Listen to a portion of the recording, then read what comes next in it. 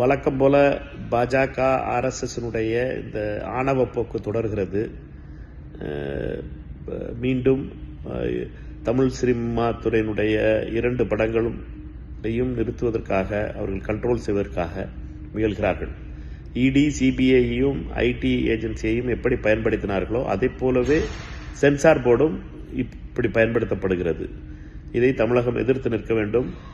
இதில் கட்சி வேறுபாடு பார்க்காமல், இது நடிகர் வேறுபாடு பார்க்காமல் 2 படங்களும் ரொம்ப முக்கியமான படங்கள், பொங்கலுக்கு வர வேண்டிய படங்களை இப்படி அமித்ஷா தமிழ்நாடு அரசியலை கண்ட்ரோல் செய்வதற்காக இப்படி செய்கின்ற இந்த வேலைகளை நாம் எதிர்த்து நிற்க வேண்டும், குரல் கொடுக்க வேண்டும். ஒவ்வொரு தமிழனும் பாஜகவை இங்கு வேரோடு அழிக்க வேண்டும். தமிழகத்தில் வேரூன்ற முடியாது பாஜக என்பதற்கு இது ஒரு எடுத்துக்காட்டு. கலையையும் தமிழையும் பிரிக்க முடியாது. கலையை இவர்கள் கண்ட்ரோல் செய்வதற்காக முயல்கிறார்கள். இது தோல்வியிலே முடியும். அமித்ஷாவும் மோடியும் தொடர்ந்து இப்படிப்பட்ட தவறுகளை இழைத்து தமிழகத்திலிருந்து மிக தூரம் செல்ல இருக்கிறார்.